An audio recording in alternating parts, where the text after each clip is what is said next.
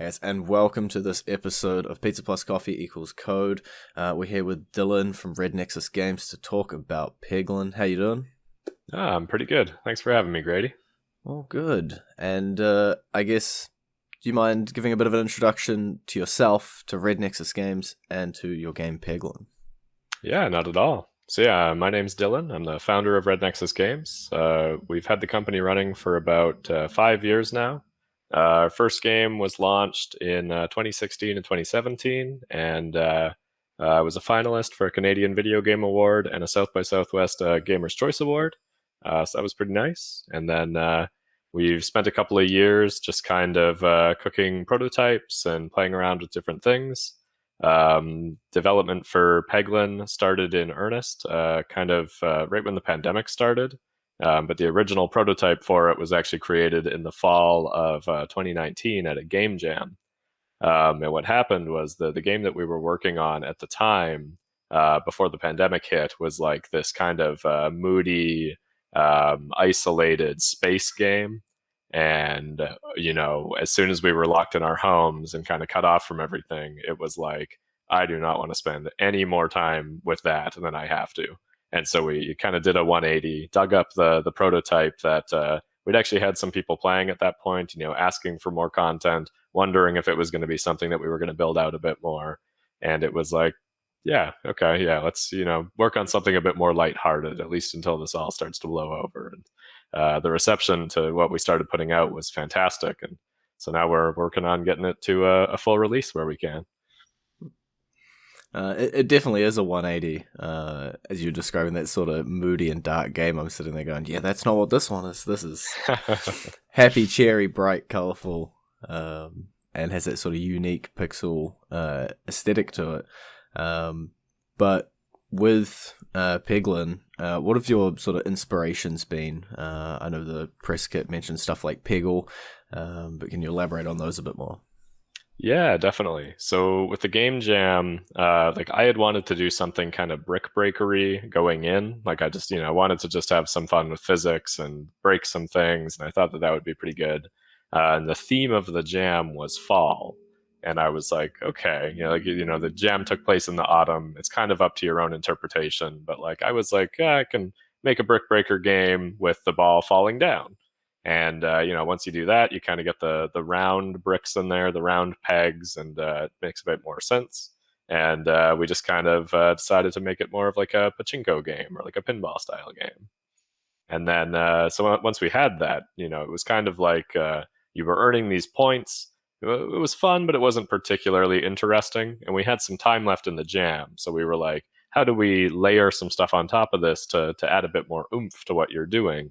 And we kind of looked at games like Puzzle Quest or games like Slay the Spire for inspiration and realized that, these points can contribute pretty directly to things like damage. So we just kind of rolled over this battle system on top of it. And the original game jam was like very, very simple. It was like one fight that you were trying to survive. It was very arcadey. But that gave us a good framework to build more stuff on top of. And that's kind of what you see in the full game today. Hmm. And with, as you say, a bit arcadey there, with the you die, you start again kind of gimmick as well, still living in there. How do you prioritize replayability when it comes to a game like this? Because obviously you're going to want people to keep going and going and going. Definitely. Yeah, so when we were first looking at how we built like these additional systems over top, we were kind of considering doing like a full RPG out of it, something like much more similar to Puzzle Quest.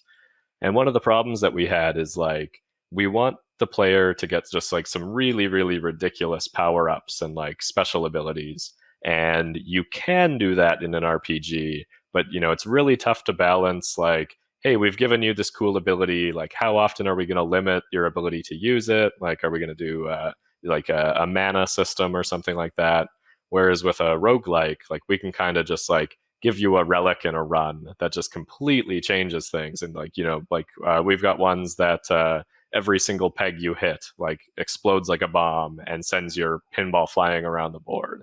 Just completely crazy things that we can do that for the entire run. And then whether you win or lose, the player understands that they're not going to have that until they find it again. So that kind of design just worked really, really well for us. When it comes to replayability, that's definitely a huge concern of ours, especially in those early levels where you're going to see them over and over again, and you might not see the later content as frequently, nearly as often. So for us, there's a big emphasis. You can't really see it in the demo so far. The demo right now is kind of limited and just working on getting, letting people get their feet wet and see what the game is all about. But once we have like a complete path through all the content in the game, we're really going to be focusing on like fleshing out those earlier areas so that you can have a couple of runs in a row. And even if you don't make it past the forest, we really want it to have such a variety of content that you're not running into the same stuff.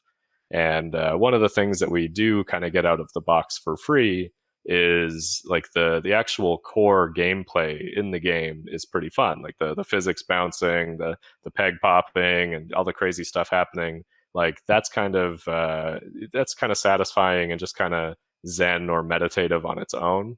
So we found that most people don't have too much trouble like replaying some of the same content a few times in a row, just to like, you're still having fun with that kind of thing, which is nice. You mentioned your demo there, I guess. You had the previous piece, but now it's come out onto Steam for its demo. How have you found putting that out in front of the user base? Oh, it has been fantastic. Yeah, like anytime you put anything on the internet, you're ready for backlash or just like heated opinions and trolls and flaming. And we have seen next to none of that. Like a lot of people play the demo and they'll hop into our Discord and say nice things. Like they might have some feedback and suggestions, which we are all for. But like 99% of people have been delivering them like in a really polite way and just like really hyped up about the game. There's been a few times where people have been like, I wouldn't say they're like outrightly being mean, but like, really not deliver, they're like not having a good time. Apparently so bad of a time that they need to come in and deliver it to us. But our team is generally pretty upbeat, and we just kind of respond to that with like, hey, thanks for the feedback. It's a very early version of the game still. It's still in alpha. We've still got a ways to go. And almost all of the time, those people reply back and they're like, ooh, I was a bit harsh there. Like, I did have fun with the game. Like, keep going. I'm looking forward to the full release. And yeah, I'm flabbergasted at how good the community has been. And looking on Steam as well, you guys are looking to do early access. I guess, could you talk a little about the sort of process of that? Is it something that you always wanted to do to engage with the community throughout the development? Yeah, like it's way easier making games when you can really bounce them off of people and like see how they feel and gauge everything. There's a really big thing that's been part of Peglin development is like, aside from that initial game jam version, it's been made entirely during the pandemic. So we've never been able to like take it to a playtesting event or to a conference and, watch people play it on a show floor. So like having it available to players to provide that feedback, or like the things that we love are when people put YouTube videos up and we can watch them and, see where are people getting confused, because, it's not super well tutorialized right now. Where are people having troubles? Like, is anything like crazy off balance and stuff like that? Stuff that you just like, you can't really see as a developer because you're just way too close to it, right? You really need that zoom out. So I think, especially for Peglin development, going into early access and just really opening that quite wide is going to help us make the best game that we possibly can. And also the genre that we're working in is really, really supportive about it. Like I kind of mentioned, like, we're working on creating all of the content right now so that you can play through start to finish. But with a roguelike, because you're replaying that earlier area again, the more content that you add, the more diverse that experience becomes. If we had turned it into an RPG and we released an early access and players got like 3/4 of the way through, and now we want to go back and like work on that first area again, we're really not adding any value to the players that are already at the end of the content. unless they're like looping through the game and playing it on new characters or something that, would require even more additional effort. You mentioned, coding through the pandemic and sort of, I guess, working from home and separated like that. How have you found that for just game development in general? Have you been able to keep up the same sort of the pace and camaraderie as being in a room or being closer knit with your development team? Yeah, it's been really, really beneficial in some ways, and then really detrimental in other ways. A lot of development on our previous game used to happen at hack nights. So, once or twice a week, a bunch of us would meet up at a pub, and we would just like work on the game and drink beers and chat. And it was just a really good combination of people heads down working on their game, and then everyone kind of taking a break for food around the same time informally and chatting about what they were working on and asking questions if they needed any help with anything.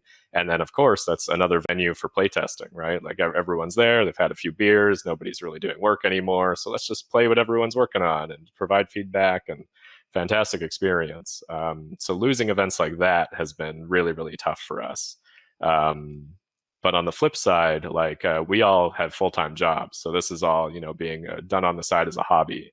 And when you're free to, go out hiking and go out to pubs and everything, that kind of eats into that hobby development time. So being locked in our houses for the first couple of months there, that let us really hone in on what was making the game fun right off the bat. And we started sharing with other people that were also stuck in their houses. And that's kind of how we got our first batch of alpha testers. And we found pretty quickly that okay, we've got something here. And even now that restrictions are really opening up where we live, it's set the hook already. We're already on our way, and we know that especially with our involvement in PAX now, it feels like the fuse is really lit on the game, which is just amazing. But yeah, it really allowed us to kind of get that initial framework down there, which was really important. And with that sort of initial piece, I guess, more of an off the wall question, the cute little Peglin, cute little green guy, how long has he been, I guess, in the project? Has it been something from the start that you've always had there, or something you've brought in a bit later? Yeah, it's kind of a funny origin story. I don't know how most games get their their characters set in. You kind of hear all the funny stories about Mario being based off of Nintendo's landlord at the time. But what happened for us is the initial version of the game, it was just me and my girlfriend, who's our lead artist, working on it. And it's generally pretty tricky to create all of the assets that you need in a game over the course of the weekend. I mean, it's tricky doing development too, but we make it work. So what we did is we were using some asset packs to flesh out our roster. And one of those was just a cute little goblin from an asset pack. And he's about half the size that Peglin is now, really, really diminutive. But that's what we were using for the first little while. And if you Google Peglin, or if you play the original game, you can see the goblin in action. But there's still a lot of old Peglin marketing materials that we're still using this goblin. And if it was a quicker, shorter timeline, we might have stuck with it. It's a nice little goblin. It's pretty adorable. But once you start getting into the year plus of development, you really do want to make that character your own and everything. But the initial asset will always have a special place in my heart for sure. You might have heard me intro the show at the start. The show's called Pizza Plus Coffee Equals Code. My 9 to 5, I'm a software developer, and when I have to do a late night of coding, work calls me up. It's that pizza, it's that coffee. That's what keeps me going. You've already talked about having hacker nights and the beers and everything there, but is there something that fuels you when you've got a late night, you got to work hard on the game? Yeah. I mean, the pint nights were a really big one just because they were so social. I do like working quite late into the night. Once the world has quieted down, I find it much easier to focus on stuff, especially with our team so small. I'm kind of in charge of the marketing and the design and all of the other stuff. And while I'm doing that, I also need to be working on the game. So it's so much easier. Like, yeah, once everything goes a bit quiet, to just keep working into the night. And I like having like a beer or a whiskey as I go, just something to sip while the game is compiling. And yeah, compile time is the fun time. Yeah, exactly. Yeah, it breaks it up a bit more for sure. Yeah. If people want to learn more about Peglin, or if they get onto that Steam demo, do you have the links and everything for them? Yeah, definitely. So if you go to peglin.com, it will just redirect you to our Red Nexus Games site, because I love game development to death, but I do not really like web development. So haven't quite gotten around to making another website yet. But that'll have at least link to the Steam page, and then once we bring the game to other platforms, you'll be able to find other things there. But I would say that would be the easiest way to find more information. Awesome. Thank you so much for taking time out of your day to chat to us. Oh, no problem. Yeah, thank you for having me, and it was fantastic talking to you.